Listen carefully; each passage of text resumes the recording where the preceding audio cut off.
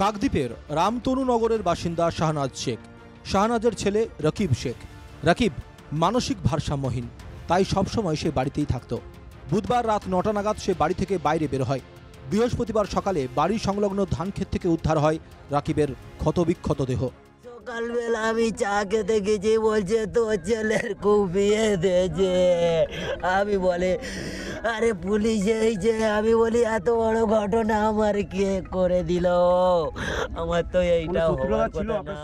নিহত রাকিবের বাবা ট্রাক্টর চালক। রাজনীতির সঙ্গে তার কোনো সম্পর্ক নেই, তবে তার ভাই সালাউদ্দিন শেখ কাকদ্বীপের মধুসূদনপুর গ্রাম পঞ্চায়েতের ৪ নম্বর বুথের তৃণমূল সদস্য।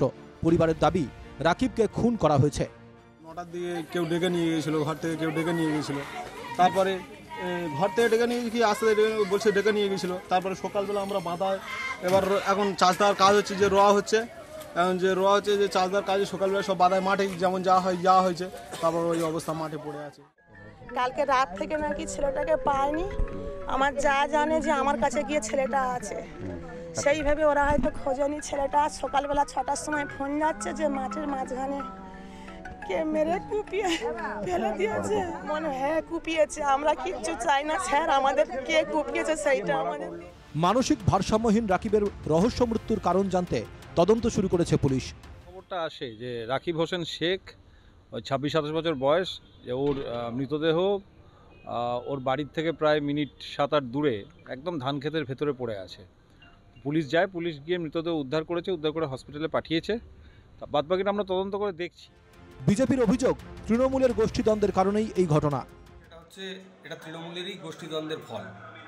যে তৃণমূল কংগ্রেস তার নিজের কর্মীদের সুরক্ষা দিতে পারছে না, তারা কিভাবে রাজ্যবাসীর সুরক্ষা দেবে? এই প্রশ্নটা, এদের গোষ্ঠীদ্বন্দ্বের ফলে সাধারণ মানুষকে যে খুন হতে হচ্ছে, তার দায় কে নেবে? তার দায় তৃণমূলকে নিতে হবে। ঘটনাকে কেন্দ্র করে রামতনুনগরে উত্তেজনা ছড়িয়েছে। এই রহস্য মৃত্যুর নেপথ্যে কে বা কারা, তা নিয়ে উঠছে প্রশ্ন। রাকিবের মৃত্যুর রহস্য ভেদে মৃতের পরিবার, প্রতিবেশী ও বন্ধু বান্ধবদের জিজ্ঞাসাবাদ করতে চায় পুলিশ। কাকদ্বীপ থেকে অরিজিৎ মণ্ডলের রিপোর্ট, NK TV বাংলা।